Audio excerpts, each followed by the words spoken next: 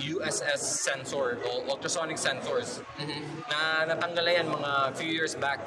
Kasi ang ginagamit ng Tesla to sense if there's somebody in front or sa side is yung mga camera. Ted is a former service manager of Tesla back in the US. Naglagay sila ng bagong pakita mo rito, bagong camera. Tapos ito i-fold mo rin. Tapos nag-adjust yung front seat. Mag-move yan. Para hindi bumangga. Hindi bumangga. Silo, nag-adjust siya. Nag-adjust siya, galing. Sa lahat ito yung pinakamaganda para sa akin. Yung likod.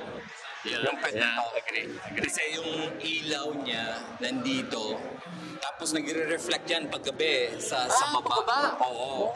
Elon Musk, he put the Tesla light show in Sweden with 900 Teslas. Hey guys, welcome back to Team D TV. Kasama natin ngayon si Ted and of course si Poging Lucas. So we are here today at the EDSA Shangri-La Mall East Wing, yung bagong side ng EDSA Shangri-La, to check the newly launched, newly released Tesla Model Y Project Juniper. Ayan, exciting. Ang ganda talaga ng color red. Tara, huwag natin patagalin, silipin natin.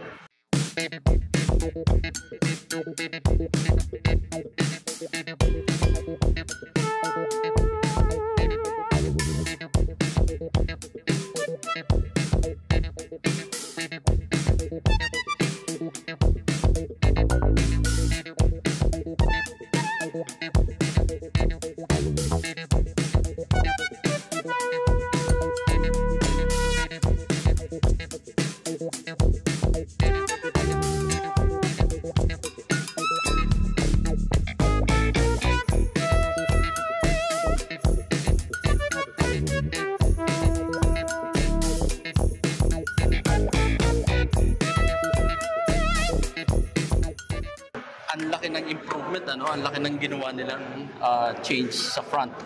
Overall structure, overall architecture ba binago? End to end, pero outer lang, yung body lang ang change nila. Change nila. Yung pinaka, how about yung pinaka basic na frame niya? Same lang yan. Same lang. Oh. Okay. Tara, bigayin natin ang utak ni Ted. So, unang-una, I think dito is makikita mo wala na yung Tesla emblem. Wala na yung emblem, So, kasi yung Tesla is iconic, Model Y iconic na to sa worldwide. Best-selling vehicle in the world. Okay. Lalo pa yung RAV4. Pasensya na RAV4. But it is. You have a RAV4. Pero inalis na yun para alam na nila, pag nakita nila yan, alam nila yung Tesla na yan. Yeah. So, by the way, recognizable naman. saka naglagay sila ng DRL, daylight running lights. So meron na silang LED light bar, no? Yeah. So ano ba yan? Influence ba ng mga Chinese EVs? No, it's a transition ng Tesla. Nakita mo yung Cybertruck?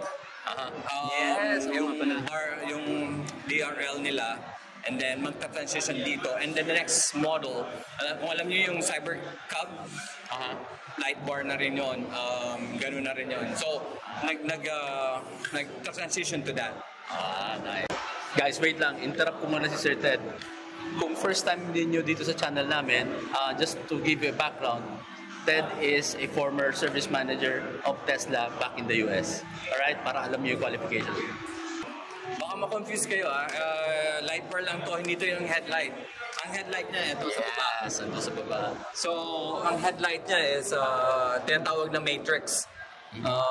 If you guys are familiar noon, ang matrix, pag luminawanag sa incoming vehicle, nag-adjust siya or na para hindi ka masilaw. Also, as you notice sa front, wala na nung mga USS sensor o ultrasonic sensors na natanggal na yan mga few years back. Kasi ang ginagamit ng Tesla to sense if there's somebody in front or sa side is yung mga camera. Yung camera na. Okay. Which is more accurate, right? Which is mas para isa pa doon para matipid din yung sa USS sensor and then sa wire. Oh, so production cost. Production cost, bababa. Okay.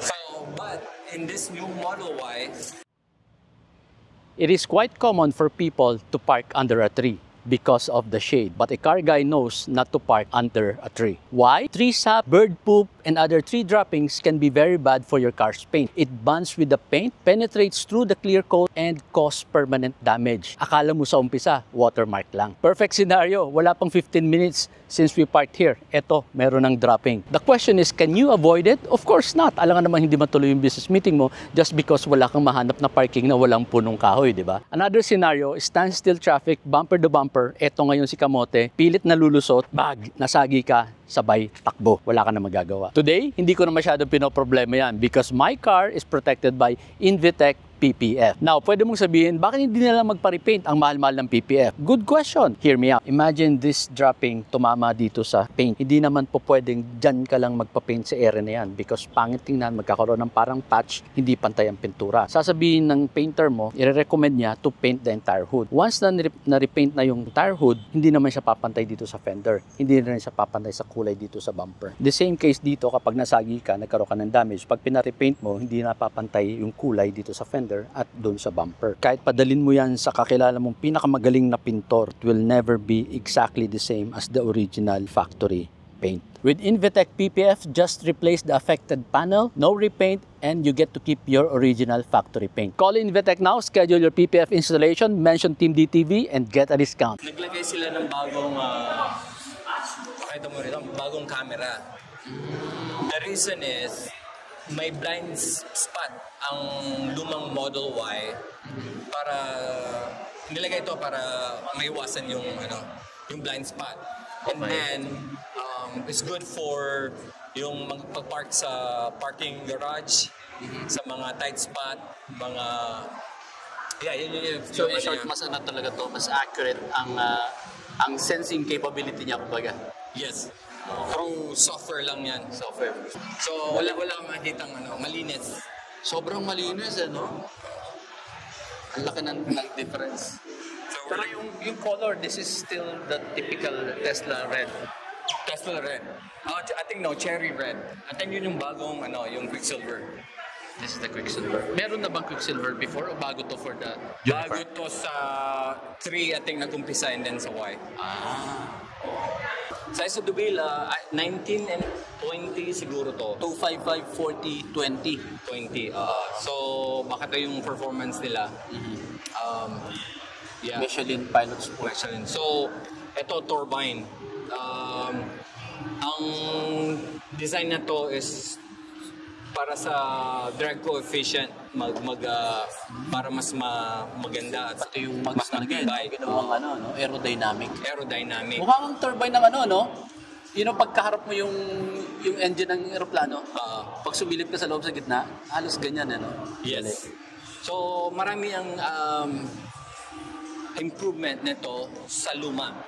Kasi yung drag coefficient nito is 0.23. 0.23. Yung dati 0.24. Kasi malaking improvement yan from 2.3 to 2.4. Kasi pag tinignan mo lang number lang, kung di mo naintindihan, parang ayun lang. Pero malaki na yan. Malaki na yon dahil yung range nito tumaas din.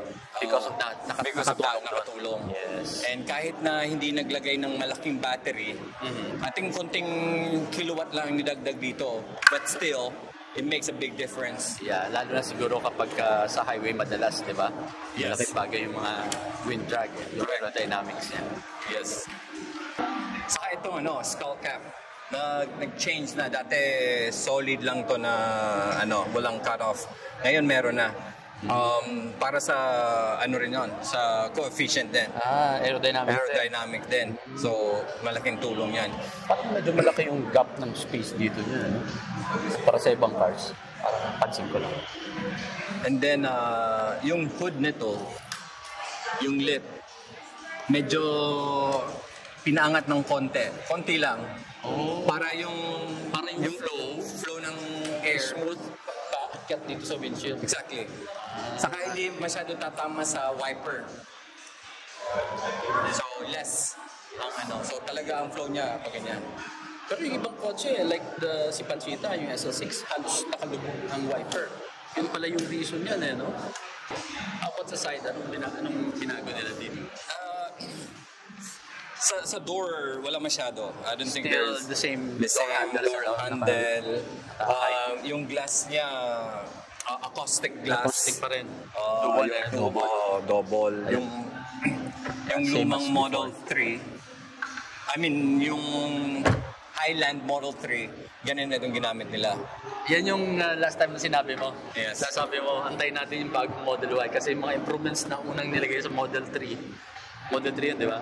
Yes. Sabi mo, ilalagay na rin nila dito sa bagong Model Y. About sa likod. Okay. Lucas, your toy. Ang Tesla naman, laging pare-pareho lang ang size ng wheels, pati sa likod, no? Kasi di ba yung ibang medyo sports car, mas malapad ang tire sa likod. Ito, ang Tesla laging pareho lang. Okay. Ito yung bagong feature ng sasakyan. Dati kasi manual to eh. Yeah. Mag-pronas mo lang. Ito, automated na siya. Mag-fold. Tapos, ito i-fold mo rin. Tapos nag-adjust yung front seat. Mag-move yan. Para hindi bumangga. Hindi bumangga. Silo. Nag-adjust siya. Nag-adjust siya, galing. Pero siguro depende kung yung, may ano ba to, may memory seat for the driver. May memory seat for the driver. So alam niya, kapag yung settings ng memory seat is masyadong naka-backward, Correct. i-forward niya yun para makalusot to. Yes. Tapos pag completely folded na, ibabalik niya. Yes. To original setting. Galing. Ang ano niyan is, dati kasi yung luma, tumatama yung headrest ng second row sa driver's seat. So medyo... Kasi same as, galing din na ni Elon talaga, ang galing ng Tesla, pati mga ganung bagay talaga ang iniisip. Kasi sa ibang car talaga, kahit mga manual, pag fino-fold mo na yung second row, bumabangga Kaya kung minsan tatanggalin mo yung headrest ng second row para lang may-fold mo yung second row completely. Ito, ginawa niya automated. So, karamihan ng mga changes dito, yung sa design-wise, is mga feedback ng customer. So, they try to as best ng Tesla i-accommodate yung mga request ng customer o ano yung mga improvement kasi sila yung gumagamit daily so yun ang advantage ng Tesla, mga feedback system. They really listen to the customer. Yes. Nice. So, the same pa rin, Tapos yung electronic, yung strut niya dalawa na. Dati isa lang to na power strut and then dalawa ng power strut Dati power strut and then regular strut lang. Ganun ba yun? Yes, yung So, luma. isa lang ang power, alalay lang yung isa. Oo. This time pareho This time sila parehas power. na. Okay.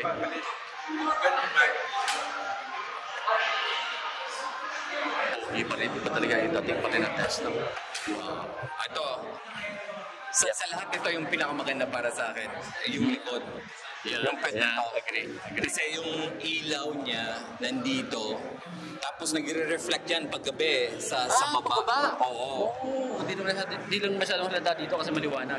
Oo. Pero may mga video na makakita mo. Ang ganda, ang linis. Look at that. Nagsha-shadow, tapos ang ganda ng effect nito, Ayan, Parang gradient yung liwanag. So, the way down. Ayun, kita mo rin dito sa kamay ko. Na may liwanag na bumabato dito sa likod. Dual motor. Wala naman silang in-improve dito, pareho lang yun. Pares lang. And this is the DC fast charger. Correct. Same as yung pinag-usapan natin dun sa BYD Tang. Yes. Yan. So, pwede yung AC mobility, pwede to Yun yun. So, easy mobility yun, guys. So, kung Tesla owner kayo, pwede nyo gamitin yung power on wheels ng AC mobility. Inside the Tesla, when you go to the tablet, you can turn on a Tesla light show. Light show. It will flicker the lights. Really? Yeah. You can watch it? Like which light? The one in front? No, All the lights. All of the lights. Can you show it to us later? Sure. When we Yeah. go to the interior part. Okay? Elon Musk, he put the Tesla light show in Sweden with 900 Teslas. Wow. And then in the US, with 1,100 cars. I think that's in Belgium, Lucas. Okay. 1,100 Teslas in Belgium. They played the, what do you call that? Light show. The light show. All of them synchronized. Yes. Wow, I At haven't the seen that. same time. Nice. I need to watch that. Thank you for letting us know. I haven't seen that yet. Alright, how about sa under chassis? May mga improvement na sila ginawa?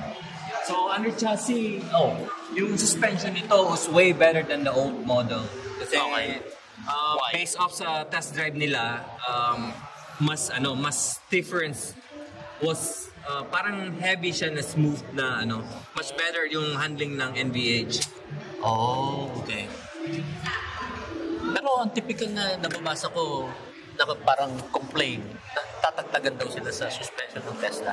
That's why they Improve this. They improve it. Sana makapag-test drive tayo, no? Okay, let's check the interior. I am the W. So, anong improvement ginawa nila dito? Ito, I think, itong light na to, yung strip is the same as yung bagong Model 3 na high. So, carry over lang to. Pero ang maganda rito, yung sound system nila, yung acoustic. Acoustic, yeah. Kasi yung Tesla may sariling acoustic department, engineering department, just for acoustic. Wow. Sound system. Ano yun? Ibig sabihin, they make their own speakers? Yes, they design their own speakers para tama yung proper location ng Pang-kotse talaga, no? pang-kotse talaga. Okay. Ano material to? This is leather. Pareho lang to. Iba lang ang color. Ito, fabric. Fabric. Fabric. Then yung speaker. And then this is same as this one. May stitcher. And then yung controls. Yan. Kasi ito may parang fabric, parang yung nakikita natin sa trunk sa likod. Okay, ayan. So, ayan, naalala na nyo guys, no? Yung dashboard, yung redesign na kamukha to ng bagong Model 3 na nakita nga natin last time. Yes. Ano pa? I think ang pagbabago rito, yung steering wheel, may na siya, may turn signal. May turn signal. Nandito na. Kasi nga ba, ano nga ba yung last time?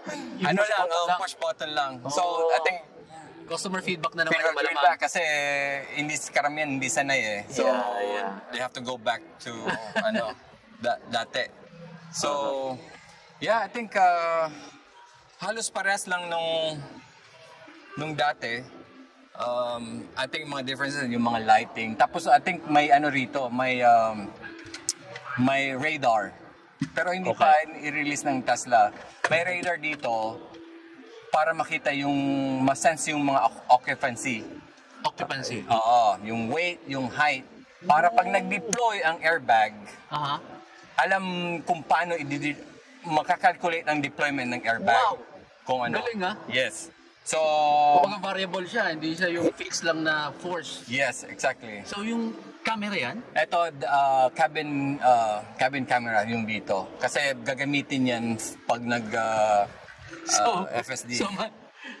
So madidetect niya kung mataba ka, makakalculate niya kung na-weight mo. So Yes. kung medyo cheeky ka, alam niyo yung 250 pounds ka, or something like that. So, ito yung camera. I think yung radar, hindi ko pa nakikita, pero mga nandito sa headliner area. So, if you wanna listen to the music, just close it. Close everything, Lucas. Close the windows, Lucas. Close the windows. How do I do that? Ba't hindi nila alam? How do I... Baka sinet nilang. Cannot close it.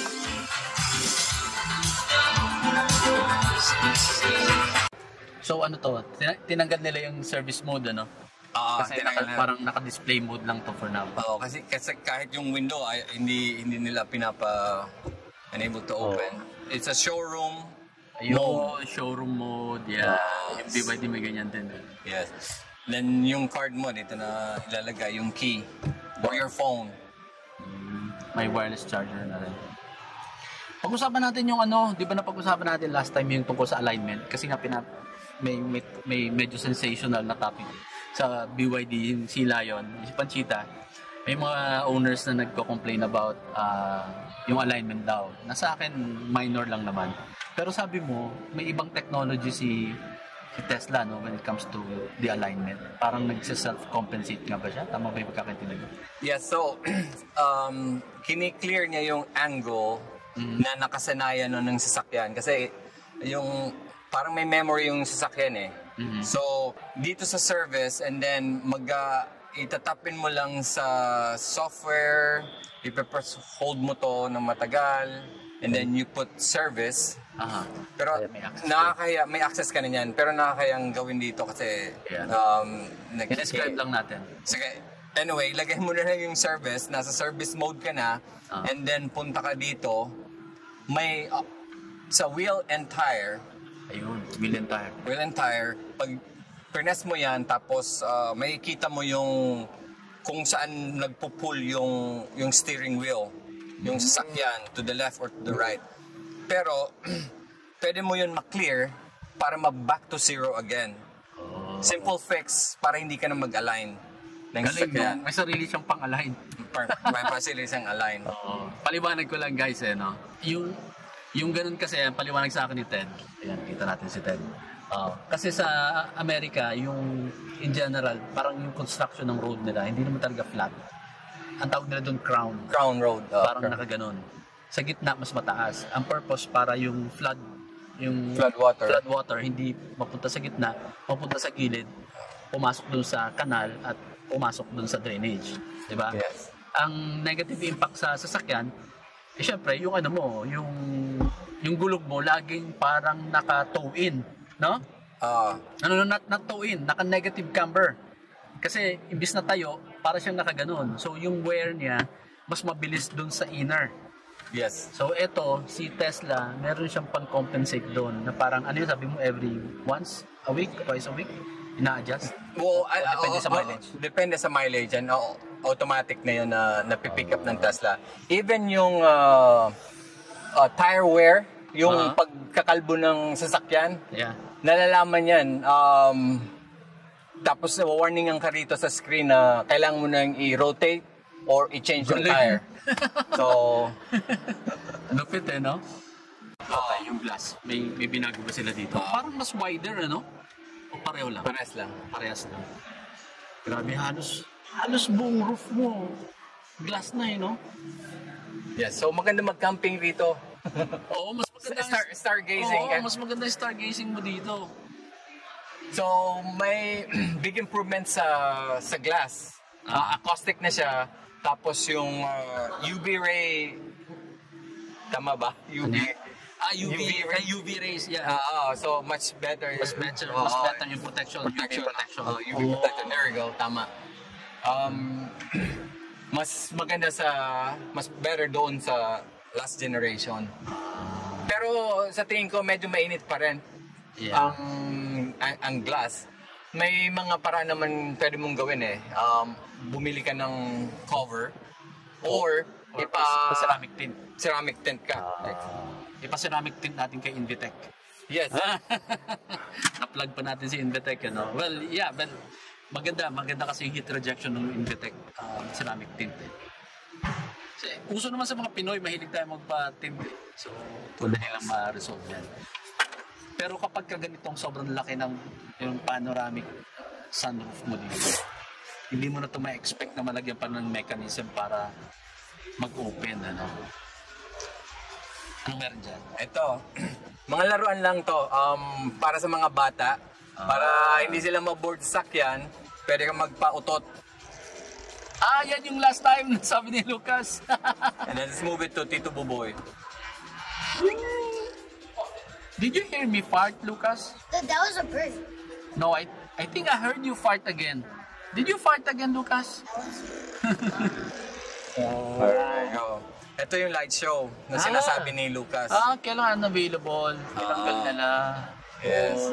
Okay, sayang. You can only get this if you buy a Tesla. So we should buy first before we can watch the show. So, hello? May megaphone that para marinig sa labas. Ah, You can, okay. parang pwede ka mag-customize ng sounds eh. Who So, are you? magta-translate from the microphone here, ibabato niya sa speaker sa labas. Sa labas, oo. Kasi, Pero ano to, this is not really new, right? hindi, dati na yan. Dati na to. Dati na. Tapos, Kasi nga sa sobrang quiet, kung minsan kailangan mong mag-sneak behind people na naglalakad, hindi ka maririnig. Ano naman to? Romance mode. ito kung nagka-camping ka, pwede mo. Nag-stargazing ka. Stargazing, tapos may ganyan kang background sa likod nila. Nice. Besides sa cabin, may forward-facing camera. Naka, ano rito, I think yung isa, fisheye and then wide, I think. Tapos yung... You're farting again, Lucas! Oh no! Do it again. I'm gonna put the microphone closer. Do it again. Go ahead. Here, on my side, on my side. Oh no! Ew, Lucas! And then here at the back, anong binago nila? ito, nilagyan nila yung parang additional infotainment. Para Wala ba ito dati? Wala yan dati. Nakita nga pala natin yung doon sa bagong Model 3. Yes, sa Model 3. Okay, so ngayon nilagay na Meron nila. Okay. Okay. Tapos, nauna rito yung Model S and X. Okay. And then, nag-carry over sa 3 and then, ngayon sa Y. So, basically, AC control no? Tapos, AC control, even pwede mag-play ng system dito. Second. Alimbawa, may Netflix, may YouTube. so, may AC control, may, ano to, seat ventilation. Nice. Galing. Where are you gonna go? Wait lang. And then you can even play. May games din dito. Ooh. Ooh. Yan maganda. Totally independent ka dun sa front. Yes. Galing. Oh. Alright. I think yung car computer nito, tinatawag ng Tesla ng hardware 4 na. Hardware 4. Parang ECU niya. Yung car computer niya, Meaning, integrated din yung mga chip on chip. So integrated na yung mga chip na nagpa-function sa so like for example, before, nakahiwalay pa yung isang chip. for Parang- navigation, For navigation. Ito, memory, sama-sama na. sasama-sama na. Okay, I can relate to that. Parang, ibig sabihin ba parang yung sa mga computers natin before, di ba dati, bibili ka pa ng separate na card for your Wi-Fi. Di ba? Tapos, bibili ka pa ng hiwalay na video card. Nakaka-relate yung mga kabats natin dyan. Napapaghalata na naman yung mga edad natin. Dati, nakahiwalay yan. Bibili ka ng sound card, hiwalay. Video card, hiwalay. Wi-Fi, hiwalay. Ngayon, integrated na lahat. Magkakasama na. So, ganun, yun ang ibig sabihin ni Ted dito sa hardware ng bagong Tesla Model Y Juniper. Integrated na rin yung mga iba-ibang chips that used to be separate with different functions. Ito, magkakasama na. So, system on chip, I think ang tawag nila. System on chip. Dami na naman natin natutunan. So, I think they're using yung AMD. AMD Ryzen. Yun yung chip na ginagamit nila. Okay, dito naman tayo sa quickset. Yung quickset, may pagkakulay pansita no? Okay, pag-usapan naman natin, merong mga tips si Ted for you guys, mga future owners ng Model Y Juniper. What does, anong mga kailangan the future owners to watch out for this model? Sige, so karamihan ng customer or mga future customer, mga question nila is, ano ba ang mga dapat gawin or ano ba ang worry nila dahil sa sasakyan nito, wala silang alam pa. Nagtatanong about maintenance ng sasakyan. Sabi ko, don't worry about sa maintenance ng sasakyan kasi kahit brake pads ito, hindi mo baka lifetime ng sasakyan, hindi mo na kailangan palitan kasi sa regen. Because of regen braking. Regen braking. Sa component wise, mas kokonti ang component nito kaysa sa combustion sa ICE vehicle. Tapos hindi ka mag-change ng brake fluid. masyado. Tapos, ang main ano mo lang dito sa maintenance is yung mga cabin air filter, saka yung wiper blades. Very minor lang, very minimal. Pero ang masakit sa bulsa rito is yung tires. Kasi mabigat yung sasakyan eh. Pero may mga sasakyan ako nakikita na kahit nasa 60,000 miles na, I don't know kung conversion yun sa kilometers, hindi pa rin sila nagpapalit. Kasi depende sa driver. Depende rin sa driver. Medyo mga mahihina lang siguro mag-drive, hindi masyado nag-accelerate. Kasi yung mga baguhan or feel nila yung mga excited. Kasi siyempre pag hawak mo nga naman Tesla tapos ganun ka powerful, matetempt ka talagang paglaruan. Especially kung ipagyayabang mo pa sa mga kaibigan mo, papasakayin mo sila, tapos feel nila yung power, yung feeling dito, parang magkaroon ka ng G. Pero itong mga tires na nakakabit dito, mga pang EV na rin to, di ba? Yes. Design na rin for EV. Okay, aside from tires, ano pang mga what do the owners need to watch out for? Huwag kayo maglalagay ng mga extra accessories dito. Tapos magta-tap in kayo sa mga USB port, sa mga extra cameras pa or mga mga extra sound system. No need. Kasi ginawa to, binild to for a good sound system. Camera wala na, marami na to. They have 8 I believe in this car. Tapos yung mga extra sa upuan, may nakita ako may mga heater pa. Sa US to So madidrain yung battery mo na hindi mo alam and may mess up yung the circuitry ng sasakyan. So hindi advisable. Hindi advisable. O mga Pinoy din pa naman, marami ding mga Pinoy na mahilig kung ano-anong, alam mo yun, kung anong mga sinasaksak. Lalo dun, ang dami rin kasi mga accessories na naka-design to be plugged dun sa cigarette plug. Meron pa rin ba to? I think so. Meron pa rin. So di pa rin maalis. So ang advice ni Ted is avoid plugging all those mga unnecessary accessories para walang masyadong problem sa electrical. Kasi pag mangyari yon, nagka-messed up yung sasakyan, hindi covered ng Tesla. It's your own risk. Kasi nag-tap in ka sa modification na yon ng sasakyan, ng electrical system. So, ang iba naglalagay pa ng sa front, nagtatap ng ground and then nilalagay nila sa battery. Kung ano-ano. Alright. What else? Yun lang. I think yun lang sa ngayon. Let's look here sa front. This is the front. Okay, the front. Ang kagandahan rito, pag mag-camping ka, pwede ka maglagay rito ng mga ice, mga drinks. Sealed yan. Kasi ito may drain plug na. Magdating ka ng cooler, dito ka na. Hindi na natin dadalhin yung Stanley. Hindi na. Ang laki-laki nun, ang bigat-bigat. Diretso dito. Minimal, malinis. Galing. So 3 times the speed. Okay, tingnan lang natin tong pricing nila. Tesla Model Y, rear wheel drive, 2,369,000. Long range, all-wheel drive is 2,689,000. Malaki rin ang difference, ano? Ilan yan? Mga 339,000. Rear liftgate badge, paddle light badge, door sill plate, charging console, vegan suede for black interior. I think also free pa yung wall charger.